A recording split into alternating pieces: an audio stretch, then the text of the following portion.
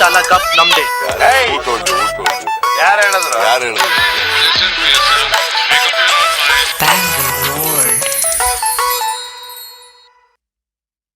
Cheers, Ashwin. Cheers. So good to have you here, man. It's always good to see you. Always good to meet someone. Yeah, Sendil. As crazy as you. I've never. You've. Where do we start? I mean,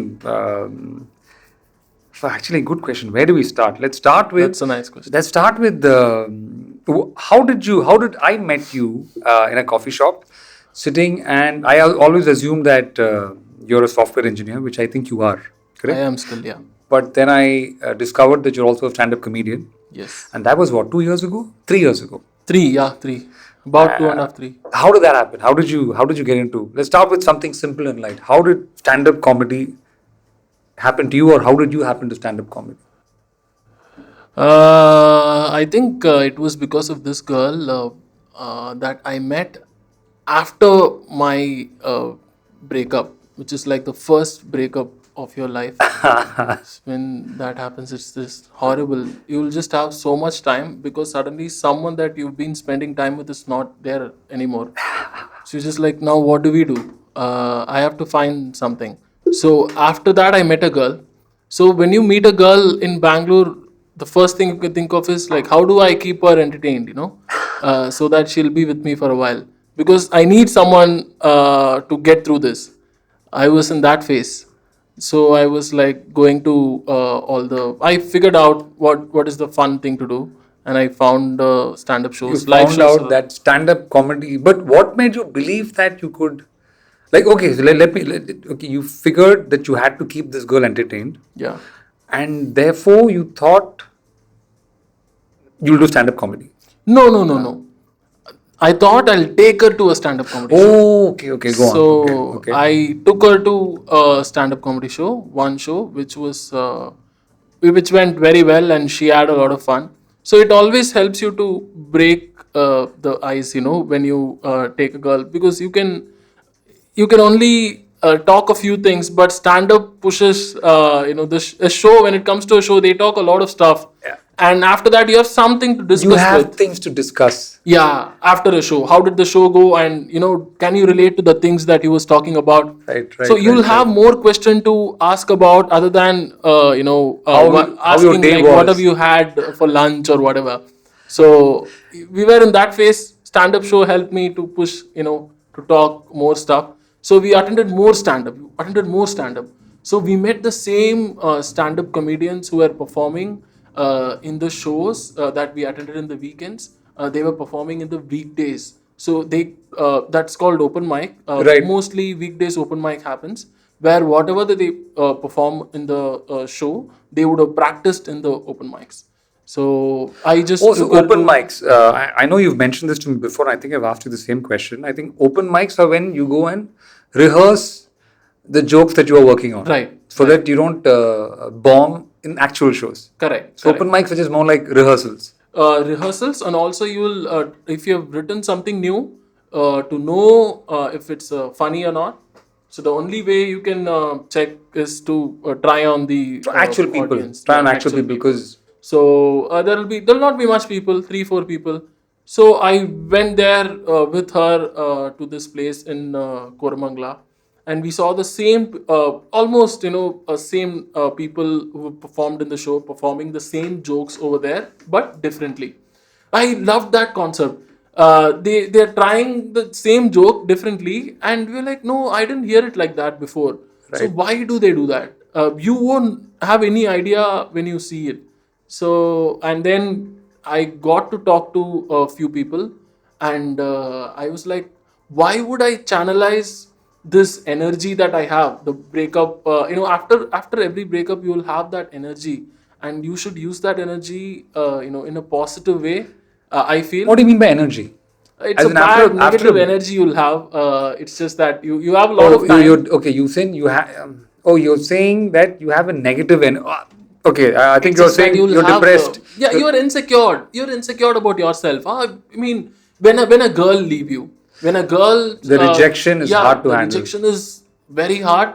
when somebody thinks that you are not capable enough for me, and then they just move on. And if there are good ways to move Especially on. if you like that person. Yeah.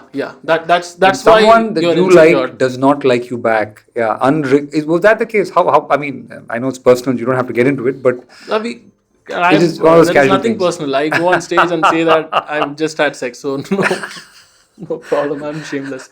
But yeah, this breakup was something like, it's just that Man, I got breakups can be very. very hard. I sometimes um, wonder why older people don't tell younger people, or at least talk to them about handling breakups, because handling breakups is, I think,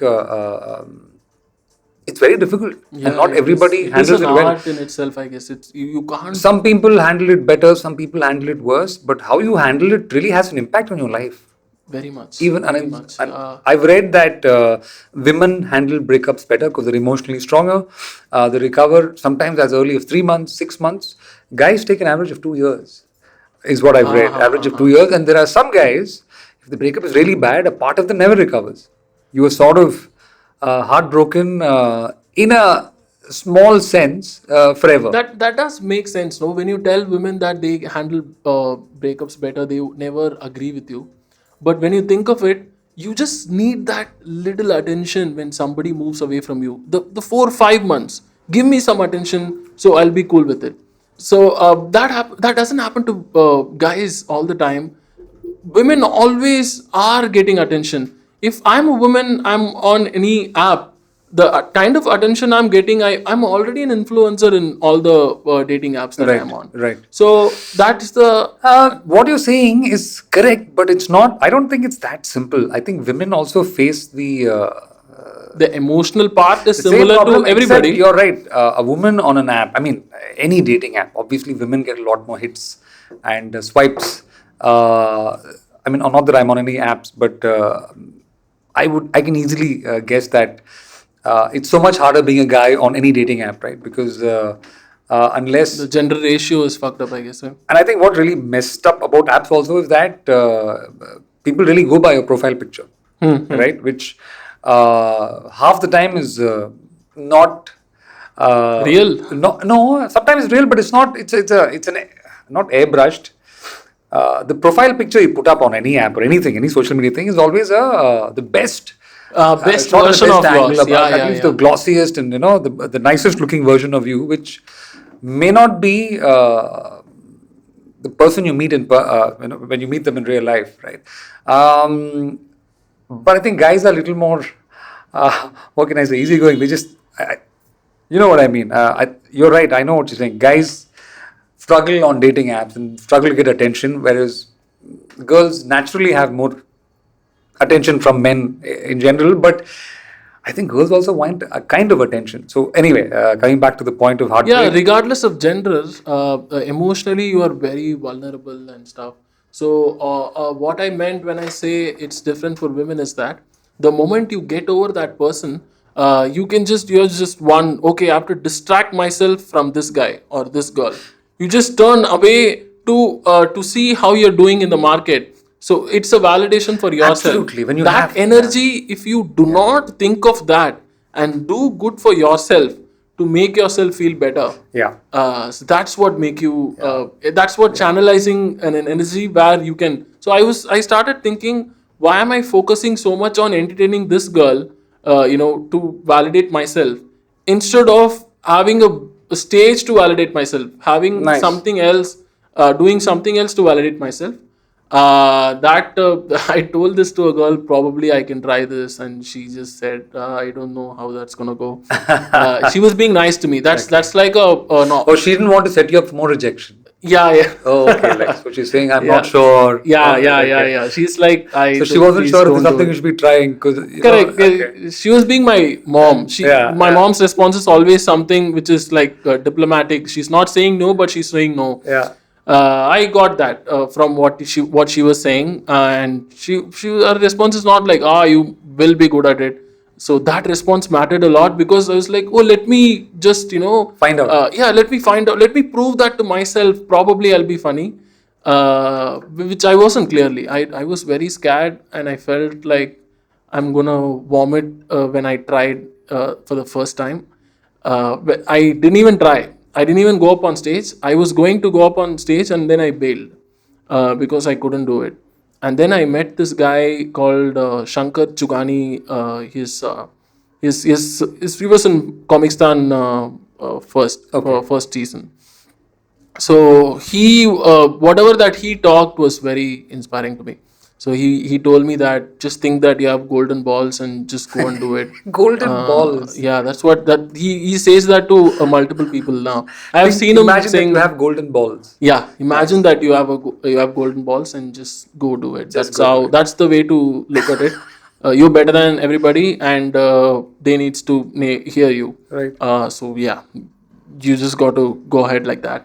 And he was pointing out to another guy called Keld, who's also best in the scene. So he was like, you should have seen how this guy bombed. That day, Keld, the guy that Shankar was talking about, killed so much.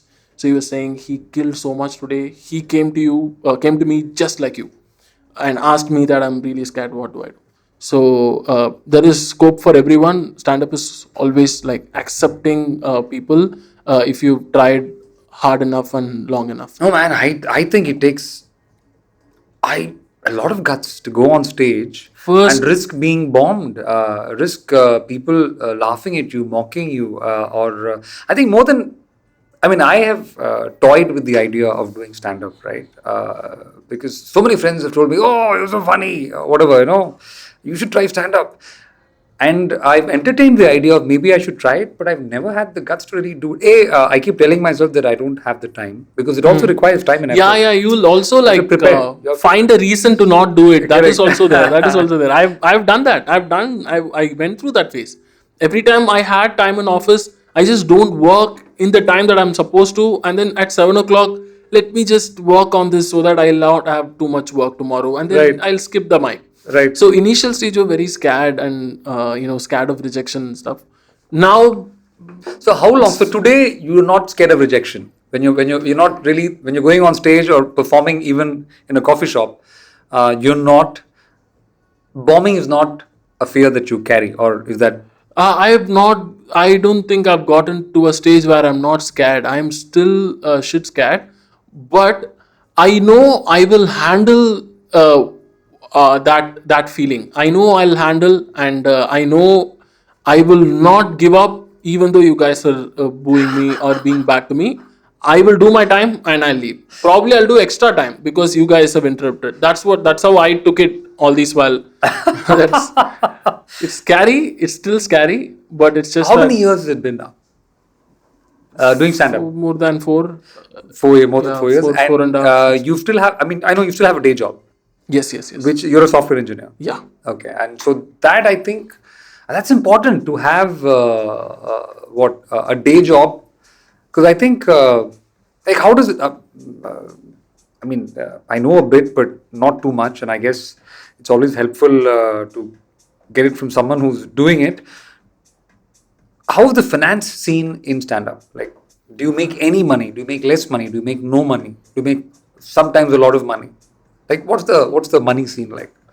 Money scene. If you have a video online, just this is nothing about me. Just about stand up. Maybe specific to Bangalore. If you have videos online, there will be companies will be approaching you from YouTube. I mean, watching the videos from YouTube. Otherwise, there are some 4 or 5 people who are When you already. say they explain that, as in, what do you mean? They watch your video on YouTube, and you will have your Insta People, general ID. people, not on Yeah, YouTube, the company. general The people, HRs. people see your videos on YouTube. And?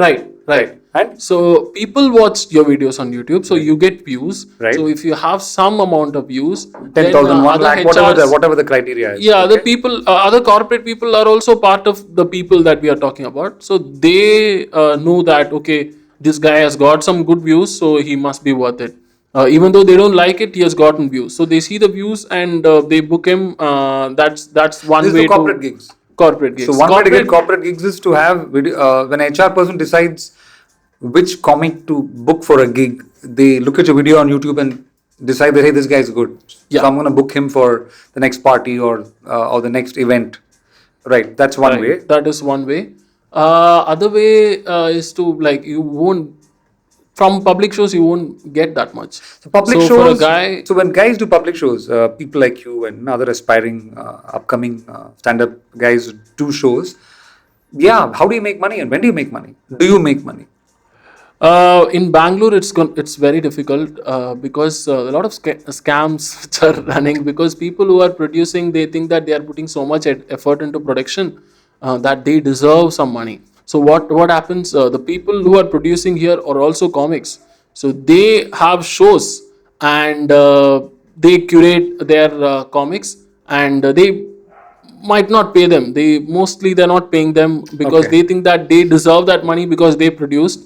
There are few production who are nice enough to see, this is an art and I'm doing this thing to for my stage. Right. So I will take the production cut and I will pay it to you guys. So comics get paid in that case. So because of the major productions in Bangalore are not paying comics, who are also comics, they are So getting you're paid saying by most of the producing shows. only. Okay, okay. So most of the shows, many of the comics don't get paid because the person producing the show, who might also be a comic, Yeah, or mostly comics. most cases is a Mostly, comic, yeah.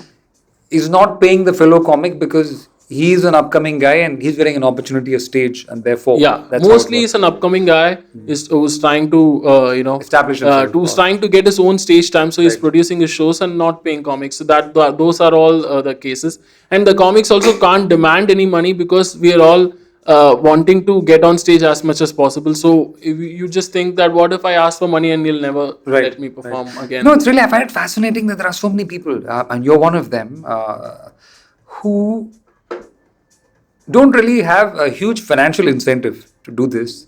And you also have a 50% chance of being booed, or not, maybe not booed, at least getting a cold reception, or getting no laughs, basically being rejected and humiliated in a sense, and feeling depressed and sort of having a sense of defeat. You risk all this without any financial incentive. Stupid question, why? Like, what Why? motivates you? What drives you? Like, see, actors, I work with actors as an ad filmmaker or a filmmaker or however you define it. I work with actors and I understand an actor's motivation. Like, there's no such thing as a small role or an insignificant role, because any role can lead you to another role.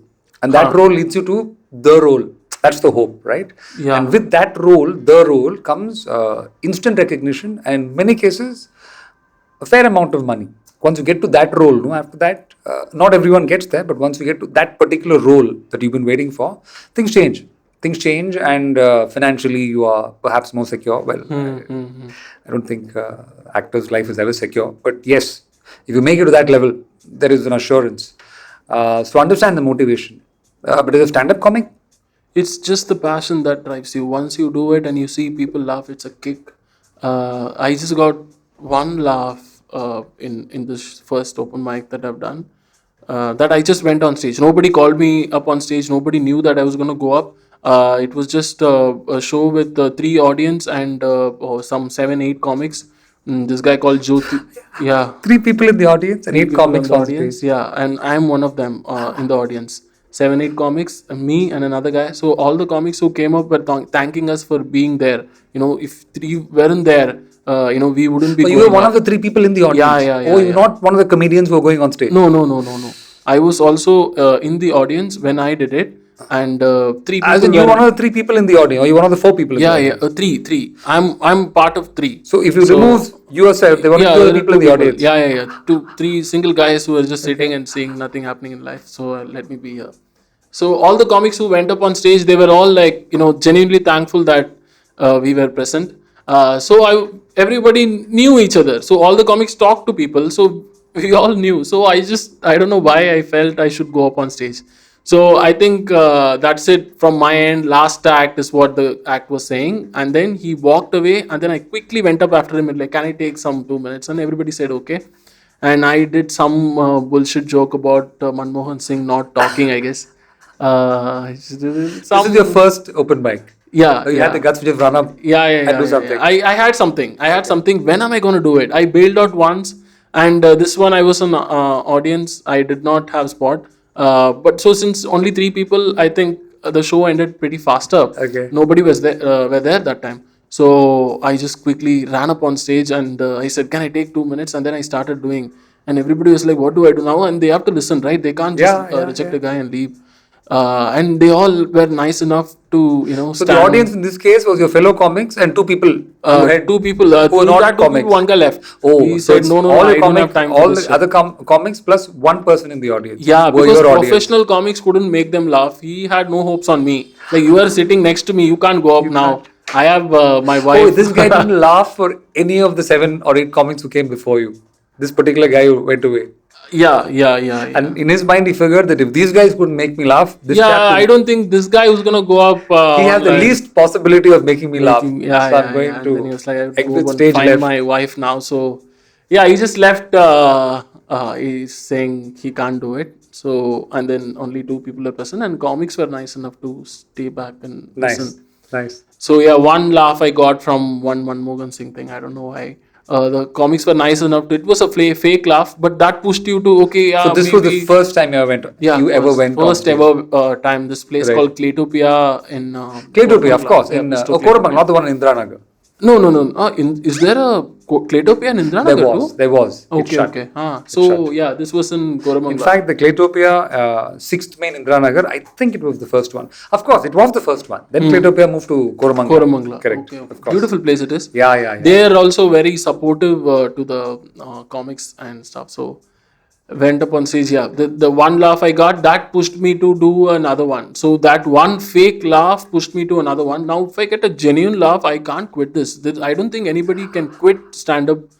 The minute you get that one genuine laugh, Yeah, you're one genuine motivated laugh. enough And to like go I on think and I'm on good and at it. I'm good at it. I will keep trying and keep failing. I think I know, as we've been discussing, that being a stand-up comedian is tough as it is, right? Because of the financial situation, and also because you're constantly walking the thin line between rejection and validation, right?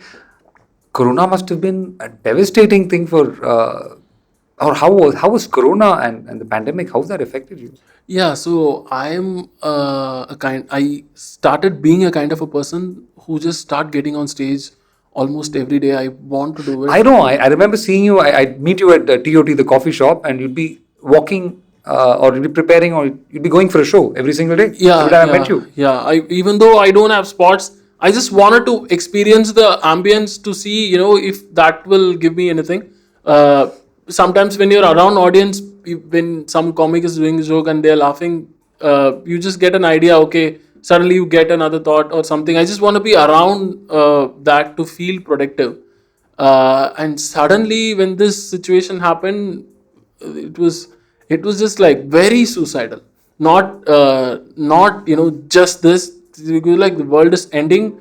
I think it's done because the first 2 months nobody had any clue about what's happening, including the WHO. Right? They are also like coming and saying that we are also scared or something. Something close to that. I don't think anyone had any idea what was happening or what was going to happen. The first year, I'm talking about 2020.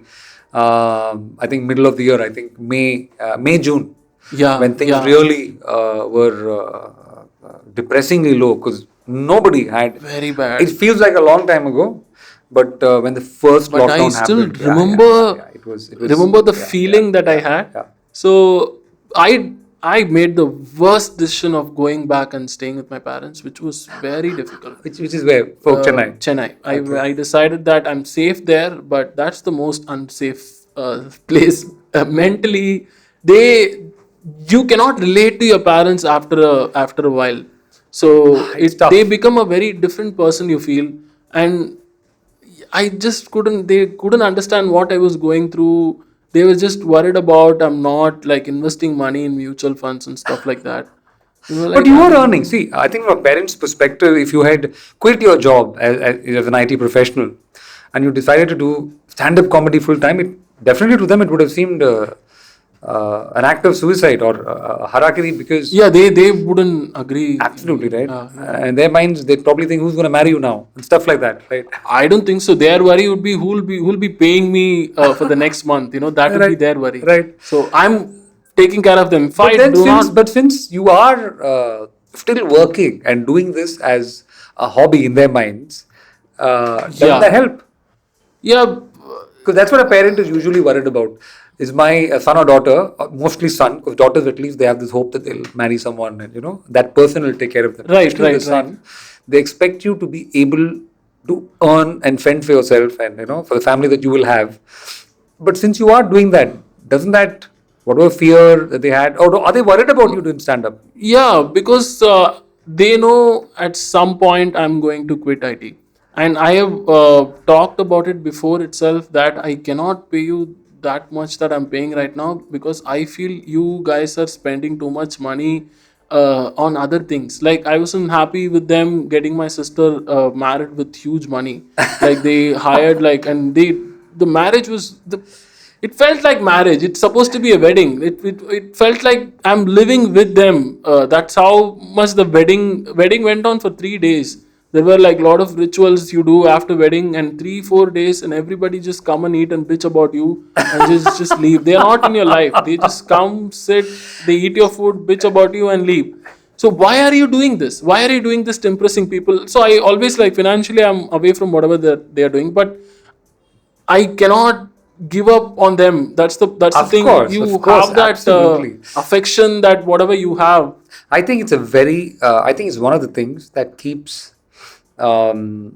Indian society functioning the way it is. I mean, in a good way. I think the sense of responsibility that parents feel for children and children feel for parents. I think this is what I think still really helps Indian society, man. I think what still keeps us somewhat sane. I think what keeps Indian the community somewhat. What can I say?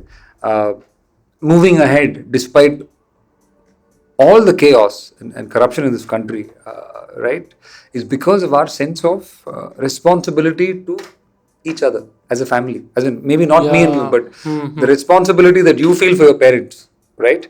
The responsibility that I feel for my children, irrespective of how you may feel about them, right? I think that's what helps India and Indians, I think, stay relevant and I think stay competitive because maybe it's wrong to stereotype and maybe it's wrong to act like you know all of them. But I think that's where we are still ahead of the Western civilization because I think for many years, for many decades now, that sense of responsibility, that sense of what can I say, bonding that, like you said, you may or may not agree with how your parents run their lives or manage their thinking, but you know in your head that however that may be, you have to take care of them, I have to take care of right? them. There is no way out. I don't know if that's how it works in advanced, in Western countries because there, the minute you are an adult, you are expected to fend for yourself. And your parents don't really have the right to expect anything from you for their sustenance or for their future because that onus falls on them. Right, right. And in the same way, as a child, once you turn 16 or 18 or 20, again, I know it's wrong to stereotype, but the general norm is that if you're 16 or 18 or 20, 21, you move out of the house and you take care of your life and you fend for yourself, right? Right. So that's the mindset. So my dad every time used to, when I didn't have a job, he just kept pestering. At this age you should have a job. Like, you just wake up, eat so much, and you just sit. So now I got a job. Now stop getting my money. Like, now if you tell me that I have to go and get a job, go out of the house. Every time we have an argument, this is way out of the argument. Just get out. This is my house. So now I get out. It's my house. Now I'm paying for the house that he's staying in. So that's you being a hypocrite. Now let me live my life. So you will think like that, but it's just that you will just think about, like, they are the one who brought you up. Absolutely, man. So they are the one Absolutely. who gave you what you want. Absolutely. And I genuinely believe that honoring those commitments, right? And I genuinely believe that fulfilling that role of being a parent to your parents in their old age, I think really that I think it's a privilege and it's a blessing that I know I shouldn't be speaking like I'm some kind of a great son. I mean I have my own issues with my parents, especially Everybody my does. dad, Everybody right? does. That's Yeah. for But sure. I genuinely I think now that I'm a little older, I'm older than you by at least a decade. So I can assure you, man. I mean, however frustrating your relationship with your parents are today, you will always be glad that you fulfilled your responsibilities to your parents. And you will feel this when you're 40, when you're 45, when you're 50, when your parents may or may not be around. Trust me, when you look back and you think of everything, you will not regret having supported the people that, Yeah. gave birth to you and supported you to adulthood. So don't worry. Uh, so living with your parents in Chennai, this is lockdown one. Lockdown one, yeah. So Lockdown one all of the was lockdown. all about getting into arguments every single day about me not getting married yet, and there are a lot of other small issues which keeps coming up, and their financial mismanagement. I keep talking about it. So this just keeps coming up. It's And just then a when the very lockdown opened, what did you do? Came back to Bangalore. Oh, I was waiting. I was 1 month into it. I was like, the pandemic is my parents. So I think because of them, the COVID didn't affect me because I was inside. So for me, basically, my parents were COVID. I was like, how do I stay away from them so that I don't get infected? So I love them. That is the thing. Like that is the problem, right? The people whom you love them can hurt you the most. Absolutely. The That's ones the you love worst. are the ones that can hurt you the most.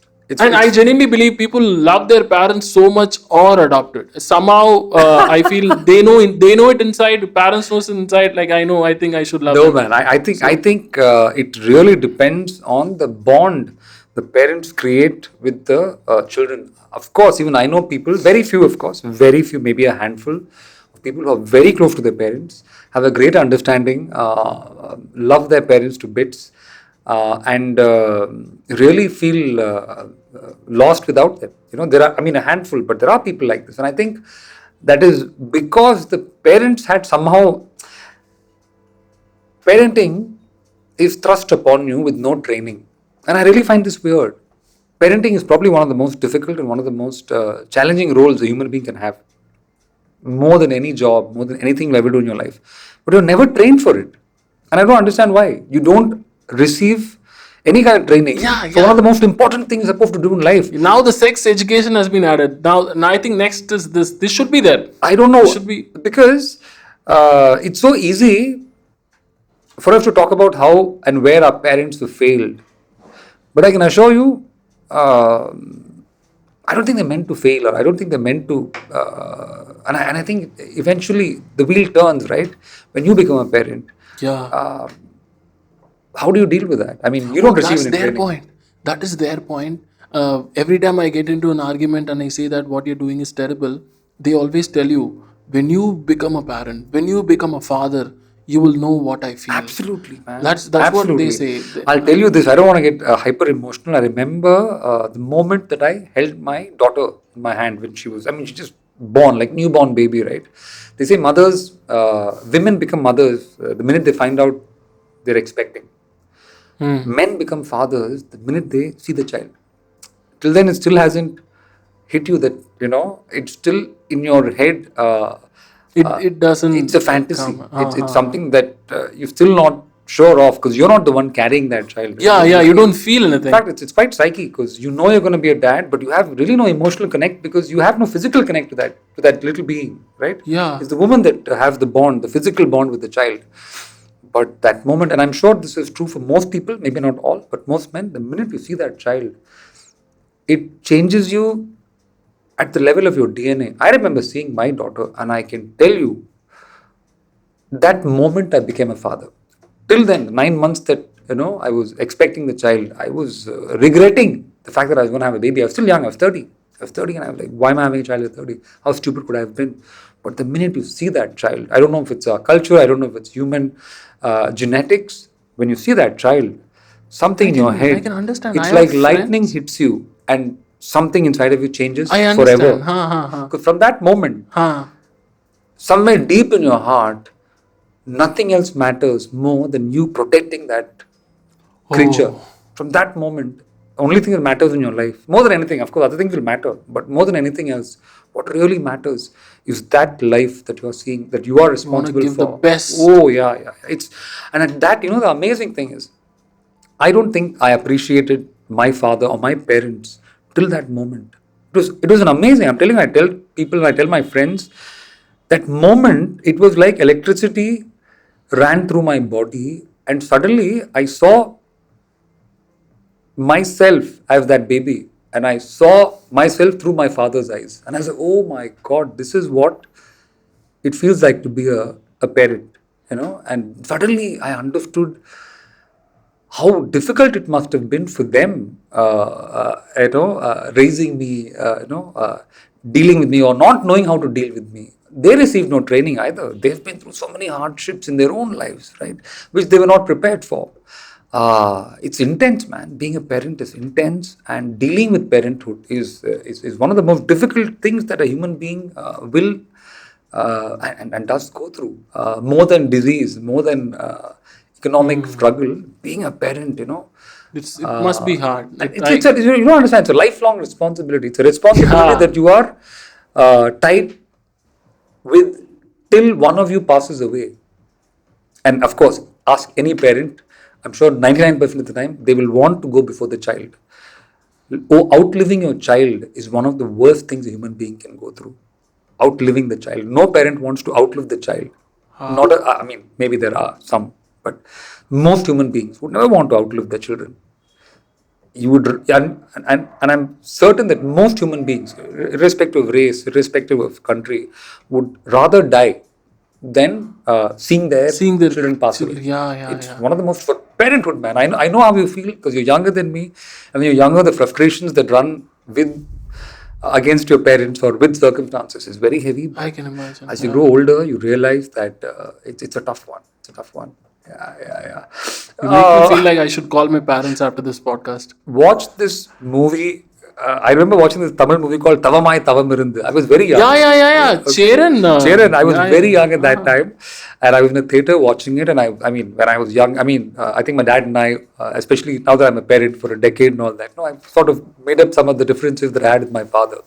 I was 27, and like you, I had so much of angst against my parents, and there's so many areas where I felt they could have done better. So many areas where I felt let down. But I remember seeing that movie, and I remember how beautifully the movie portrayed the struggle of a father managing to fend for Yeah. his family. And I remember breaking down in the theater, man, and crying. And all I wanted to do was call my dad and say, "Hey, man, I'm so sorry. And I understand, I appreciate." I never did it. That's a different thing. I'm not going to do.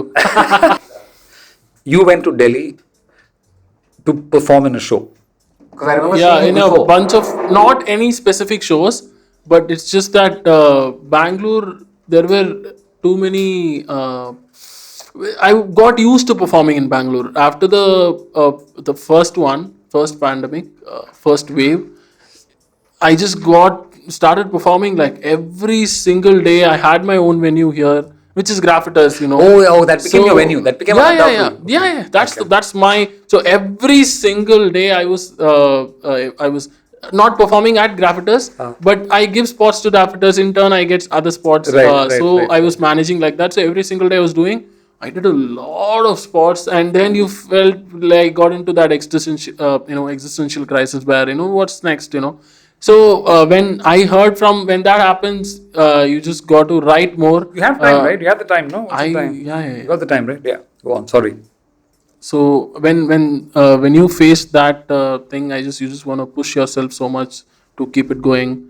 So that's when I decided I'll just go to Delhi and perform. So the idea to go to Delhi was to have a new audience, a new experience in stand-up. Yeah, yeah, That's yeah. different from Bangalore. Yeah, yeah. Right. You just basically got to perform to a different number of audience to still see you can relate to them. And Delhi is the best way to start And you because had to beat a hasty retreat because COVID set in. yeah, But instead of, I'm just recollecting the story to save time. But instead of coming back to Bangalore, you and a group of friends went to Manali, which is closer. no, just me. Oh, just you? Yeah, yeah, yeah. Okay. When the second wave was starting to come up, like I saw the Mid-April. cases racing. Yeah. Not was it mid-April? Mid-April. though? Mid-April. Mid-April. So when I start seeing the cases rising, then I started having this conversation. They are like, Chennai is the safest place for you to go.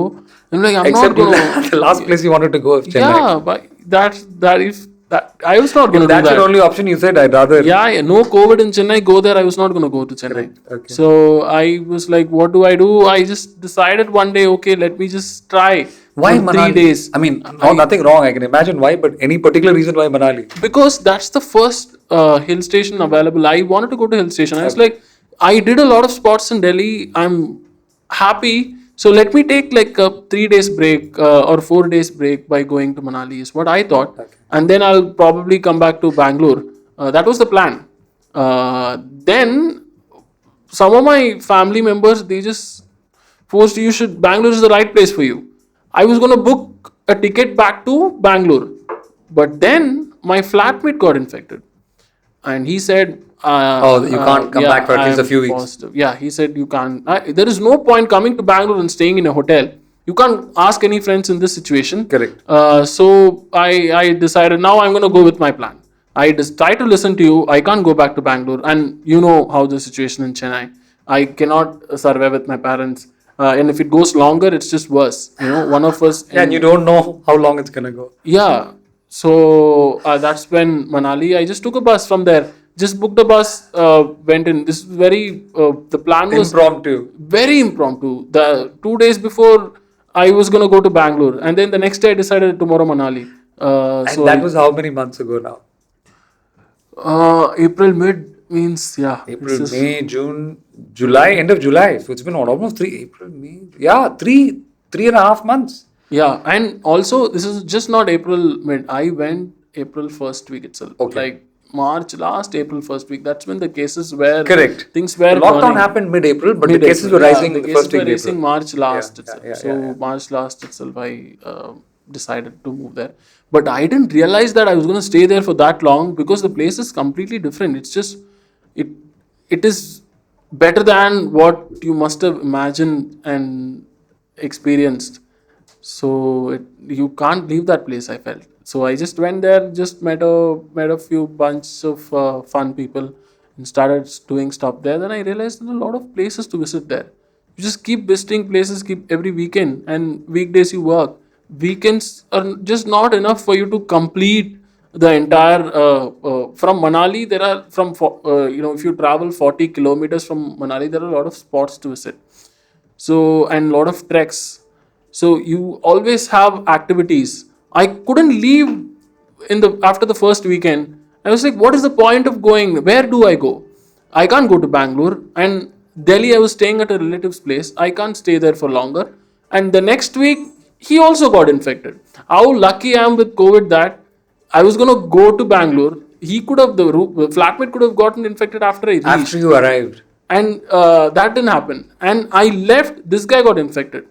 At one So you point were I went- destined to be in Manali at that time. Yeah, so I had a very different perspective about COVID. No matter how much you try to avoid, it's gonna happen to you. I am wrong for sure, but it's just that I started believing that I came so close to COVID. In Manali, there was a guy who shared a dorm with me, like dorm bed. I literally sat next to him, and this another girl was there, and he was sneezing, coughing, and he started showing symptoms. And I was trying to tell him, I think these are pretty The signs much of COVID. Yeah, this is something that some people are there. Foreigner, just don't- Indian? No, he's an Indian. He's a Delhi guy. Okay. Can't get more Indian. So this guy was just kept showing. He's kept. But इसमें नहीं यार, कुछ नहीं He was यार. like, I get this like हाँ, ये every तो हर हफ्ता होता है यार. every 10 days I get correct. this. So if he's so confident, then I think it's that's what it is. But you don't know if it was or not. He never got tested. He never. That's what he never got tested. He was with me, and we were watching Black Mirror. Ironically, this is just like most horror. Like we were in the horror, One of the most but we were watching. one of the most psyched out shows Yeah, on Netflix, yeah. man. It can really Watching mess a with your horror head. show Oh, while yeah. this is the real horror show. It can Sitting next really to a COVID mess guy with your without head. mask. Yeah. So And next a guy day, was adamant about not getting tested, though he's showing all the symptoms. yeah. He Very Delhi His of it. responsibility was to go out and tell the guy who handles the hostel, right? He didn't do that. He's like, no, I mean, it's just normal. I don't think we'll have to make a scene about it. And I, okay, fine. We were watching Black Mirror, and he just like passed out in that bed itself. Then we had to wake him up, and I took him to another dorm bed. And next day, I had to take some, the next day, this guy got to know, the guy who handles the hostel. So he came and said that this is not fair, because we are all paranoid because Of you are course. So showing did you guys test him finally, or did you just leave him? so we were quarantined for 2 days. Okay. Manali, how there is only one place to get tested, and the way the testing is going on over there is it's an open space. That's the only advantage about going there. Otherwise, when you just go there, go through the entire process, you get it tested. You want to get it tested again because you went there. So it's that bad. Oh, you're saying People you might are get just like you might coughing, get COVID going to lifting the time. In the process you get COVID, getting tested. So is this soda? I think this is soda. Yeah, so I didn't want to go and get it tested. I said let me quarantine and Okay. see if I show symptoms. 2 days, 3 days, nothing happened. But still, the places that we stay. So you haven't got corona so far. Yeah, so far no. Right. So we went and got a. You want some ice? Yeah. And let me get to the juicy part. And this I found really amazing. You've been doing stand up in Manali. Yeah. And how's that working out for you? Uh, Firstly, is there stand up in Manali? Like, does Manali have a stand up scene? no. Like, in my head, when I think of Manali, I think of weed and, well, not weed, hash, right? It's a hash. Hash. So I think of It's people just getting hash. stoned. I imagine Yeah. people just getting stoned in groups. People. But I do not think of stand up. So is there a stand up scene, or are you one of the I first? went- Are you one of the pioneers of the trade in Manali? I don't think anybody has done stand up in Manali except me. It's so now I realize it So as at I'm least from talking. what we know so far, you're one of the first stand-up comedians to pitch tent in To be Manali. performed in Manali, unless there are some people who might have done some corporate shows. I don't know. But what happened is it's just Manali is all about like guitarists, and all the cafes have live music. Music. And everybody's singing Kabira song for some reason. It's so sad. I went and asked, one guy was singing Kabira song, and I went and asked, why are everybody doing this? Can we try something new? Can I just he's the owner, apparently he's a very good singer. Apparently I later got to know that he's the owner of that cafe too. And I was saying that, why can't we try something new? Can you please give me 5 minutes? And he's like, So you just went up to this guy in a cafe Yeah. and said, "Hey, can I just do stand-up in can Manali?" I just do it? He was performing that day, so I And didn't Manali is disturb. not anglicized; it's Hindi. Yeah, it's completely Hindi. That's to some extent that's an issue. I felt because I Because from cannot. what I know, you don't know any Hindi. Yeah, initially that was the issue. I just go on stage and I'm very scared that these guys it's something I cannot relate, I guess. So I just start doing it in English. People don't care. So slowly I started to understand that probably I need to address why am I talking in English, because everything in Hindi over there, people who are singing, they are singing Hindi songs, and I address it these days when I perform there. I said I don't know. That is why I'm doing it.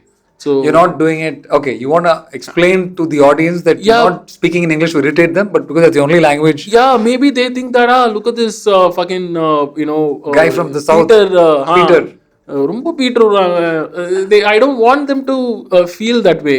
I want them to please give me attention. I am a part of what you're doing. I'm trying to say that might be relatable for you too. And how's the experience been of doing stand-up to a bunch of people who are not necessarily English? I mean, I'm sure that people know English, but that's They not all their, know English, of course, course. but they're not. That's not their language of choice. They're Yeah. more Hindi speaking, and you're doing stand-up in proper English. Correct. And how's that panning out? I mean, how's the A response lot of been? very different shows actually. I don't think this podcast is enough for us to. It's just that I have done about 50 shows, I guess. 50 shows in Manali. Not just Manali. I went to this place called Beer from there. This place called Beer, BIR. They are India's highest paragliding site over there. So there I got to perform way more than Manali. Every day I was hitting stage, if not one, two. So No, but were you getting claps, boos, stares? some shows were so good. Some shows. When you say good, people are laughing. Oh yeah. They were laughing and they applauded and they followed me on Insta and they took a picture and they said they related to me to some extent and stuff. Other shows were all like people were either so stoned, so drunk that the moment I addressed that I don't know Hindi and halfway through my set they are like sing a Hindi song. Right now they're all like one guy started it. He was But were like, they abusing like what's up? Gana No, gao no, like no, that? no. No. They were not abusing me None in of that them. way. Okay, That's okay. that's the surprising part. I Okay. thought people would be rude to me. They'll throw stuff at me. No, no, no. They were so loving Okay. that they're like. One guy started it. They're like, oh, I was talking about something, my mother and all that. They were like, oh, sab theek hai, ek gana suna do na, bhai. And then everybody started, Gana Sunado, Gana Sunado. I just ran away. I told them that I can't do it. Let me carry on with my set. They were not listening. I was like, tell them, no, I can get naked but sing. That's the last thing that I So would do because I'm basically, so bad at it. you went to Manali to escape A, COVID, and B, Chennai, And bullying from parents. and bullying from parents, and you ended up randomly going up to people and places and cafes and saying, I'm going to perform stand up here. Yeah. Which was very challenging initially. I'm telling you, to me, that sounds incredible. It shows me how passionate you must be about this thing, which, I mean, to my mind, I think passion in anything is admirable, especially when there's no financial incentive, to risk humiliation, to risk rejection, to risk, what can I say, depression, Yeah. Only passion can drive that, man. Only passion, I guess. Yeah. The one thing is the feeling that you get the moment you write a new joke and you try it on people and it works, you just feel so happy. That's the same thing you're running after every time. So you just want to do as many shows to get into that mode to write new things. If you're not doing any shows, you're not writing anything. So if you're not being in that surroundings where you are getting to perform, or you are at least around the surrounding where people are enjoying, you are not able to write so much. Right. So that is my push. If I do one spot, I think I'll write for the entire week. That is because every spot I do over there is half an hour long. Nobody else is doing it. The moment they find I'm interesting, they are going to listen to me. Are there other stand-up comics in Manali at the moment? Nobody. So you are, in some sense, the only stand-up comedian in Manali. Yeah. I set the standard there, so it's Wow. very easy for me. You are the If I'm not good, gold stand-up is standard not of good. stand-up comedy in Manali. Do you realize, in a sense, that is fucking amazing. That you, as an individual, okay, as a practitioner of the trade of stand-up comedy, you are the benchmark in an entire fucking district. You're being nice, but I don't know It if is I'm station. good. That's people. No, that's irrespective. Now, how good you are or bad, That's the next thing. subjective, right? And some might say you are very good. Some might say, hey, some random fellow who came and wasted my Annoyed time. us, I'm yeah. sure, and annoyed us from having a chill dinner. But the point is that you are at the moment, arguably, the standard of stand-up comedy in an entire hill station, man. In one of the world's premier destinations for getting stoned. And that's quite amazing. And you're going back now. I see a scope. That is why I'm going back. I see a scope. I see a bigger scope there, and I don't know why the resorts and Manali, everybody is lazy. Like even the owner who's running I the think resort is smoking up. probably the hash has something to do That's with it. That's what the owner who's running the resort is smoking up. So if you are smoking up like the guest, you will just keep smoking up with the guest, and you will not find any way to entertain the guest. So I just started approaching. I approached everybody. Nobody accepted. Then I went to beer. The beer is the place which just changed my perspective because it's a beautiful place. It's full green. The green is so green there. It's just you see grass and you're like, how is this so green?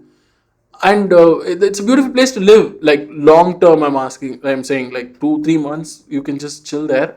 And I went and approached one cafe called Himalayan Pizza, and they were like, it's an open stage, you will not get paid. That's the scene everywhere. Nobody will pay a guy who's talking. They are So like, you haven't really made a penny of any of the shows that you've done, but it's more your drive, your if I have to make money there, I have to know how to sing Kabira. That's the only standard they have. It's Kabira, get in. I'll pay you 1,000. I think that's the standard they have.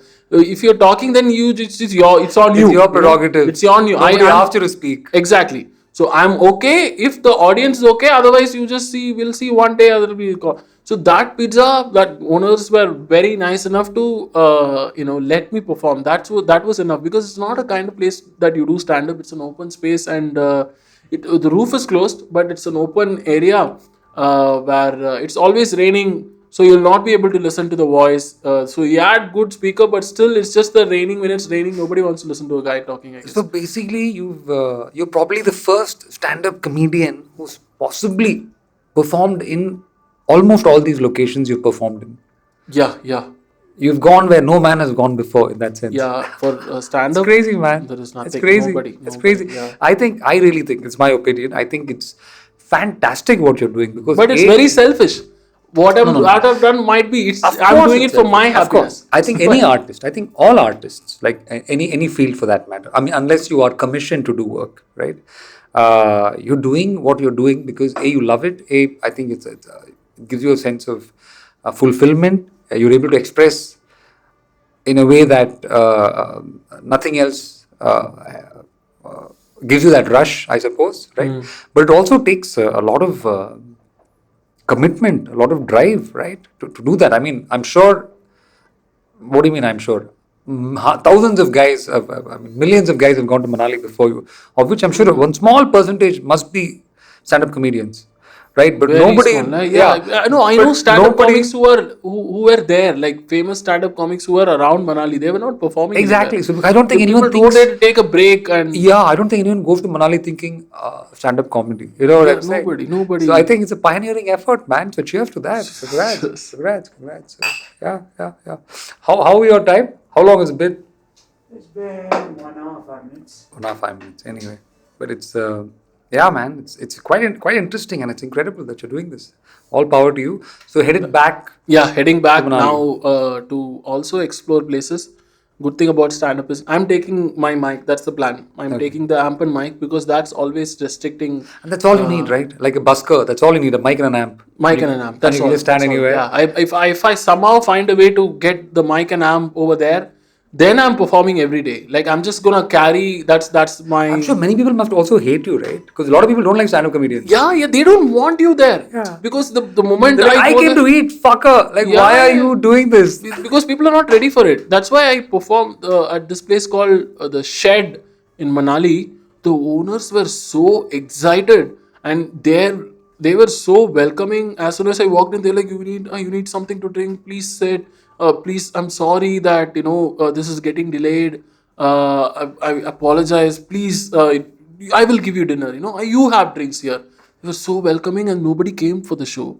And then what this person did, she called up all her friends and friends and also relatives, I guess. Whoever they Called knew. up everyone. All the friends. Okay. So when a big bar owner calls their relatives, they are fucking rich. They all just came and sat, and it was just 10 people. 10 people who came and sat. I could not relate to them at all, and I bombed for so much. And I was actually, every moment I was disappointing the owner, because she was so excited. Except the first 5 minutes, I just don't know. Nothing was hitting. The moment something wasn't hitting, whatever I say, people are gonna get offended. I was talking about how it's so difficult for a guy to cheat these days because women are getting really smart. And one girl got so offended. She was like, "Are you a feminist? How can you even make such statements and stuff?" I don't mean what I say. I don't mean it. Listen to me completely. It's a Let joke. me complete. It's It's just a a joke. joke. I don't mean what I say. I'm just not gonna cheat on my wife. I couldn't convince her, so I made fun of her. I made fun of her. didn't help. Yeah. Look at that. You know why you're talking like this? You're rich. That's why you're talking like this. That you thought was the solution to diffuse that situation. I don't diffuse. That's the thing. I don't go like I'm sorry and stuff. The moment someone gets offended, I'm just going against them. That's my only Strategy. That's my defense. Like going against them. They're like, oh, tell me, what do you do in life? Go better on the than me?" attack. Yeah, I just went in like completely. Look at that yellow dress that you're wearing. What is that color yellow, guys? Who wears that? I just went overboard, I guess. So But it's amazing that despite, I'm telling you, if I had experienced something like that, I would just give up on whatever thing that I was doing, man. I mean, stand-up comedy is one thing, but if now I you was in can't that give up. If situation, you survive for 1 year, you can't give up on this. That's what, because you got that laughs, that whatever you were getting, you at one point you'll just get back to this. You're saying it's like a drug that you can't really It is run a away drug. from. It is a drug. It's worse than hash or alcohol, anything. It's just, you just can't. It's a good drug to have, but it's bad for your life. You know it. Because the moment you have a bad, after Shed, I couldn't do stand up for 10-15 days. I quit. Like, I'm Oh, not. you just decided that fuck, this is enough. Oh yeah, until this is because lockdown was over there too. I did not make any more efforts to contact any hostels or anywhere Okay. around. Now when I go back, I'm already contacting hostels and Zostel and everywhere over there in Manali. Now I'm getting a bike also, so you can easily move 70 kilometers. Oh, you're getting a bike in Manali to transport. Yeah, you from one hill Bangalore to another. Manali, I'm talking to a travels here. So I'll Taking a bike from Bangalore. From Bangalore I'm to not Manali. riding it up. You're getting it transported to Manali. Transported. Yeah, I can't ride. Why can't you buy a bike in Manali? Buy a bike in Manali? That's like Oh, you're transporting your bike. my bike, The bike right? that you own in Bangalore. Yeah. Yeah, I already own a bike here. Right, So right, Apache bike, I'm just getting it back there. Nice. So the plan is to like push even more further, go to Would it Leh. make more economical sense to hire a bullet or something for like I have paid 25K for bikes in 2.5-3 months. So it's a lot more economical which is like, if you take your own bike. Into 2 is a new bike. Okay. Correct. Yeah. So where is why am I doing this? So I realized that is Makes why sense. I came back. But then you'll have to transport it back again when you come back, and it still works out cheaper than what you've been Very doing. much. Okay. It's just costing me 5.5K to get it back there. So it's still 11K, and I can go whenever I want. I had the bike only for 25 days for 25K. Wow. Right. So It's still cheap, $1,000 a day, but if you add it up, it's quite expensive. yeah. 25K. So when I get a bike and I travel at least like 70 kilometers, 80 kilometers and stuff like that. I never got a bike to do stand up. Right. I just do that to explore places. Right. So now I get my own bike. I can travel 70, 80 kilometers to do a half an hour, 45 kilometers. And I love riding bikes over there in Himachal. There is no signals, nothing. It's just beautiful views. Every curve view changes. It's a dream. And you get to do a spot also. It's a privilege. Nice. So yeah, bank account, not so much now. So now I have to work on that for the next 10 days. I have to save up some money. That's why I'm quitting this house. I'm vacating. You're vacating your house in Bangalore. Yeah, so yeah. What do you do after 3 months? Whenever you decide to come back? I don't know if it's gonna be 3 months. 4 You're not even sure if 3 months. Yeah. I don't know, because Because also right now you can work from wherever the heck you are. So I suppose. that's why if the office calls me back, then I have to come back. But till Otherwise, then you're unattached and you can be wherever the heck you are. That's it. And I suppose Manali is as good a place as any, man. Yeah. And Manali, I don't think I'll be staying longer. Just 1 week, 10 days. Nice. And then move on to other places. There are like Dharmashala, Dharamkot. I've not explored those places at all. Wow. Awesome, man. All the very best. Thank you. I mean, we Thank you could so go much. on for another hour, but I think data and Time Bhavesh. restriction. Yeah. But thank you so Cheers, much. and- Such a great conversation and lovely stories. What a pleasure. Lovely story. Absolute pleasure. It's incredible that I just bumped into you years ago at a coffee shop, and I've been seeing you grow as a comic. As in, I remember meeting you as somebody who had a very interesting personality, very unique personality, and I think, though I've not seen too much of your work, I sense that you've definitely progressed in your evolution as a comic, and I'm sure my estimation is that the passion and drive that you have, and in some sense the clarity of purpose that you have doing stand-up, I think it will take you places, and I wish you the very best. Hope to see you again We'll whenever see you how come it back. goes. Whenever you come back from your travels, and maybe it'll be fun to have one more session and find out what you've been doing in the last 3 Yes, 6 months. yes. Thank you so much. Thank you. Cheers Thank you once so much, again. bro, for having me. Absolutely, my pleasure. you. Thank you so much for being a part of this podcast. Yes, it's a lot of pleasure. I have I'm a telling weird you. feeling that a lot of people are going to find it extremely amusing. If it goes out. It will go out. That I can assure you. I can assure you that much. All right. Thank you Thank you. for Thank you, watching. Thank you for listening. Thank you so much. That's Ashwin. You can follow him on, what's your Instagram handle? Ashwin Srinivas with double S. Srinivas. We'll put that in the link and maybe even put a Somewhere here. That's somewhere there. Yeah, put that edit. somewhere there. I don't know how that's done, but somewhere there. It's here. Yeah, so that's his handle. And thank you, Bhavesh. Bhavesh is behind the scenes. We'll put a photo of him somewhere. Insert that in the video Says rip. for handling everything behind the camera and behind the headphones. See you soon. Thank See you. all of you soon. Thank you so much. Thank you so much. Bangalored.